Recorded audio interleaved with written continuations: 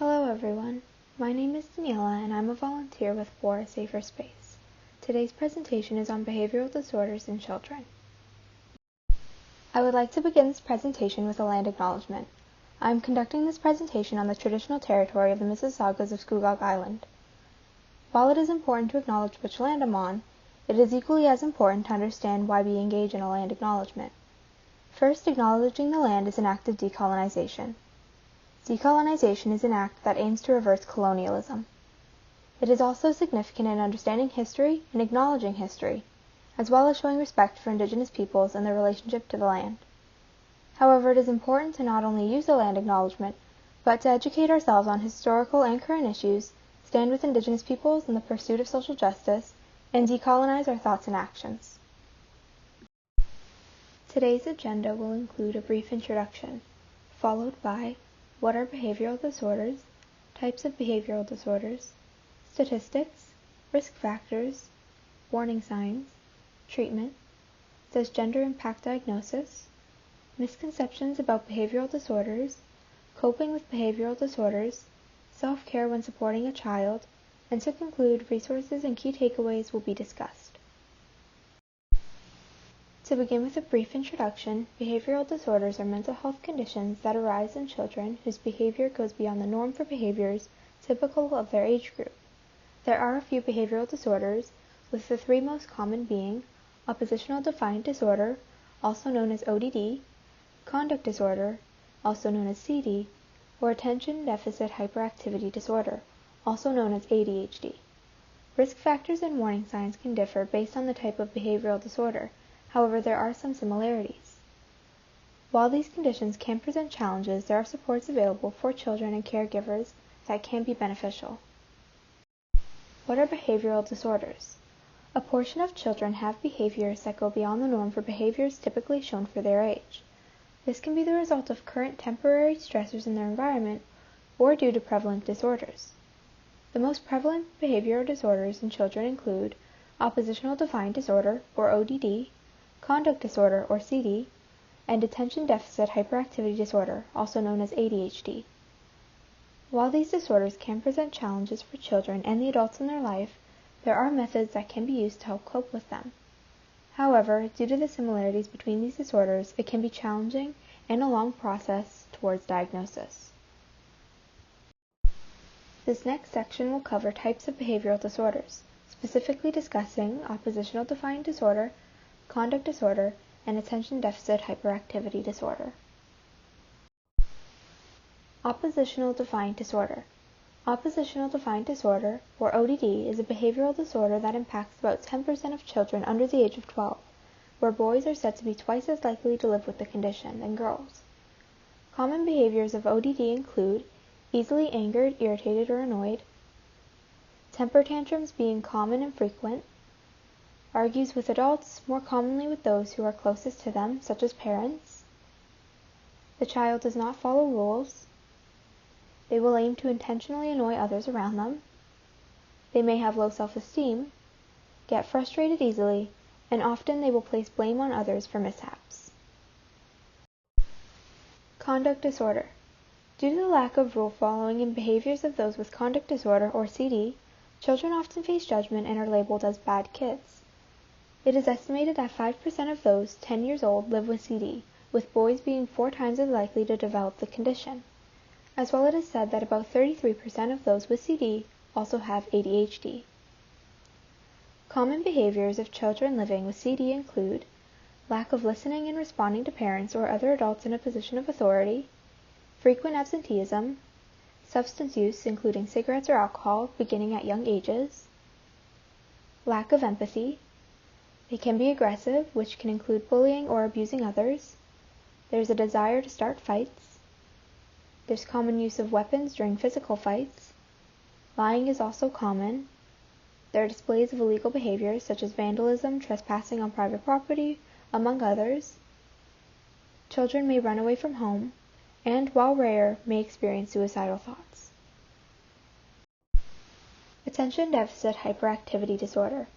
About 2 to 5% of children are said to live with attention deficit hyperactivity disorder, also known as ADHD. where it is said that boys are 3 times more likely to live with the condition. Characteristics common to ADHD include inattention, which is displayed through challenges with concentrating, forgetting instructions, or going from one task to a new one without completing the work; impulsivity, which is displayed through talking over others or being accident-prone; and overactivity, such as continual restlessness and fidgeting. Additionally, there are 3 types of ADHD. The first type is ADHD combined type. This is the most prevalent and had both impulsive and hyperactive behaviors as well as inattention and distractibility. Another type is ADHD impulsive hyperactive type. This is the least prevalent, where individuals display impulsive and hyperactive behaviors without the inattention and distractibility. Finally, the last type is ADHD inattentive and distractible. This is classified by inattention and distractibility without the prevalence of hyperactivity. Now we will look over a few statistics to see how many children are impacted by behavioral disorders. About 9.8% of children 3 to 17 years old in the United States are argued to live with ADHD, while about 8.9% are said to have behavioral problems.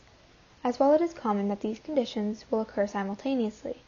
For instance, for children with behavioral problems, over 1 in 3 also lived with an anxiety disorder, and 1 in 5 had depression. Risk factors. The direct causes of different behavioral disorders like ODD, CD, and ADHD are not known. However, there are some key risk factors, which can include gender. It is argued that boys are more likely to develop behavioral disorders. However, it is unknown whether the direct cause of this is due to genes or socialization. Another factor is gestation and birth. Challenging pregnancies, premature birth, or low birth weight can all play a role in the development of behavioral disorders. Temperament. When children have challenges around aggression, it can result in an increased chance of developing behavioral disorders later on. Another risk factor is family life. Studies show that behavioral disorders are more common in children who come from dysfunctional family situations. These situations can include domestic violence, poverty, or substance use, among others. Learning difficulties is another risk factor.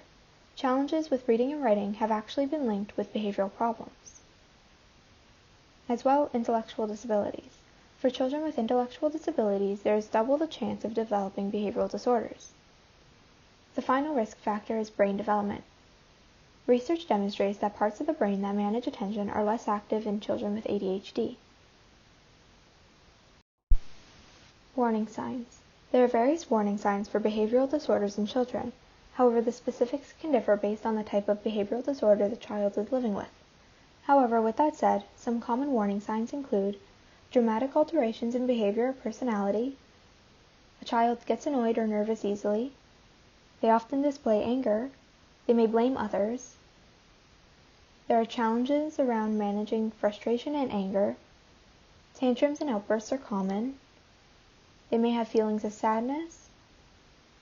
There also may be social isolation, strong worries or anxieties that impact daily life, harming or threats of harming themselves, others, or animals, damaging property, lying, stealing, poor performance in school, which can include absenteeism, early substance use or sexual activity. It's common that conflict with authority figures are started. There may be changes in weight or changes in appetite, and children may disregard personal hygiene and appearance. Next, we will look over treatment options for behavioral disorders in children. Often, when left unmanaged, behavioral disorders in children can cause challenges in daily life as they grow older. There are plenty of treatment options, and specific plans will differ based on the child and the behavioral disorder. However, options can include parental education.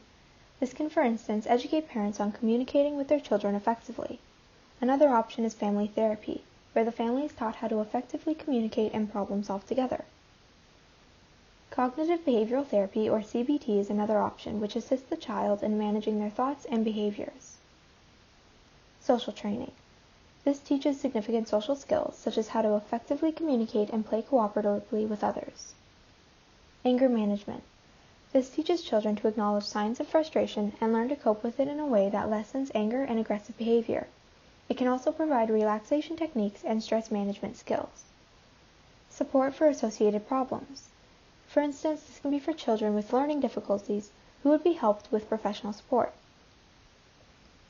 Another option is encouragement. This can help to build self-esteem through encouraging children to succeed in their own talents and strengths. And finally, medication. This can help in managing impulsive behaviors. Does gender impact diagnosis?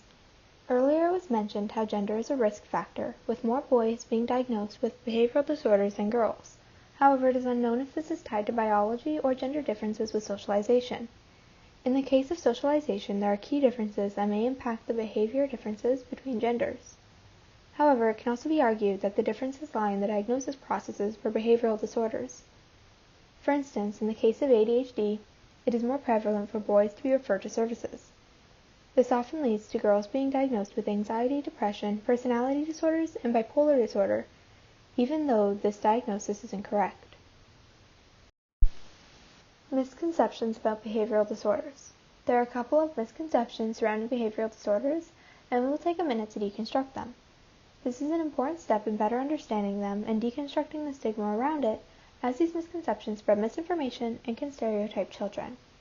The first misconception is, there is nothing that can be done to help someone living with a behavioral disorder. This is untrue. Research demonstrates that loved ones can make a change. This is especially true for children, as loved ones can be an important factor in getting someone the resources they need to succeed and cope with their feelings. Many different services and supports exist that can assist children and the adults in their life. Another misconception is a child with a behavioral disorder is unintelligent. This is often believed due to the cognitive impacts behavioral disorders can have and how they can reflect on behavior. However, this is entirely untrue. Children with behavioral disorders can be very intelligent like their peers. However, in some cases, such as with ADHD, the environment needs to be suited to help the child cope and manage their behavior. But language like this often harms children as it can lower self-esteem and act as discouragement. Coping with behavioral disorders. This slide will cover oppositional defined disorder coping strategies. Beyond the treatment options mentioned earlier that can be beneficial, there are a few specific methods for this condition that can help. The first being to acknowledge and praise positive behavior. It can be helpful to be specific with what you're praising and reward this behavior. Also important is to model behavior.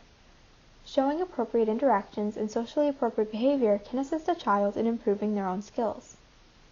Set limits. Having clarity in instructions and having consistent and appropriate consequences can be beneficial. Routines. These can help, especially if the child takes part in creating a daily routine. It can also help to ensure that quality time together is on this routine. Household chores. Having the child responsible for an appropriate chore that they can complete can help. Ensure that instructions are clear and doable, but it can help to challenge them a bit and provide them with something they are responsible for. And finally, prepare for challenges. Especially during times of change, behavior can worsen. It is important to be consistent during these times. Next is coping skills for conduct disorder. Outside of the options mentioned earlier, some coping methods that can help in managing this behavioral disorder include having structure, enforcing limits in a consistent manner, having clarity in instructions, providing rewards for positive behaviors, having timeouts or other appropriate consequences after inappropriate behaviors or outbursts, and it is also important to ensure that interactions are effective and remain consistent, especially through challenges. Finally, with attention deficit hyperactivity disorder, some behavioral strategies for coping and managing include providing praise and rewards for rule following. As children often receive criticism, which negatively impacts self-esteem, praising good behavior can be important. This is especially so if it's at least 5 times more than they receive criticism. Having clear and effective instructions. Short, simple steps can be more effective than giving multiple directions at once. Creating healthy habits. Healthy habits around eating, exercising, and sleeping can be beneficial. Creating routines with homework and chores. Creating checklists for daily activities can help, especially if the child steers off task or forgets what they are supposed to do. As well, it can be beneficial to have timers and alarms to help them organize their time. Most important is ensuring that breaks are given for them to move around. And finally, assist children in fostering relationships, social skills, and maintaining friendships. Time with a child can help. As well, it can be beneficial as they can have strong social skills modeled for them. Self-care when supporting a child. It is important for parents or adults in the child's life to spend some time on self-care to avoid burnout and take care of their own mental well-being. Significant aspects of this include: avoid feeling guilty or shameful. Behavioral disorders can be the result of biology and be out of anyone's control. Therefore, it is not always the fault of anyone involved. By letting go of these feelings, it can create a space to be more positive about finding the best ways to support yourself and the child. When challenges do arise, problem solve. While it can be stressful, it can be helpful to take a breath, step back, and problem solve. This can also provide strong lessons to the child. Education. Education can be a powerful tool and can help to prepare for possible situations and symptoms, and act as a guide. And finally, take time for yourself. It is important to ensure that time is taken to work on your own mental well-being. Even short walks can be beneficial, but it can also be important to turn to others, join support groups, or have professional support available, and take time for enjoyable activities. Now we'll go over resources. The most important thing to take away from this video is that there are supports and help available. For an immediate mental health crisis, reach out to a crisis line for support. For non-immediate mental health support, a useful resource is For a Safer Space. For a Safer Space is a nonprofit that offers accessible and inclusive mental health care. Visit the website for more information if you would like to reach out for support. We will conclude this video with some key takeaways. Behavioral disorders are mental health conditions that arise in children whose behavior goes beyond the norm for behaviors typical of their age group. There are a few behavioral disorders, with the three most common being oppositional defiant disorder, ODD, conduct disorder, or CD, or attention deficit hyperactivity disorder, also known as ADHD. While the direct cause of behavioral disorders is unknown, there are various risk factors that can increase the chances of a child developing one. As well, there are several warning signs, but it is important to note that these signs will differ slightly based on the type of behavioral disorder.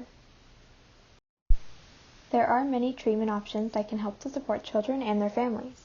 Gender can be a risk factor, with boys being impacted more than girls. However, its prevalence could be untrue due to many factors playing a role in the development and diagnosis. There are ways that children can learn to cope and manage with behavioral disorders, which can vary based on the type. Finally, it is important that caregivers center self-care and ensure that they take care of their own mental well-being. That concludes this presentation on behavioral disorders in children. Thank you for watching.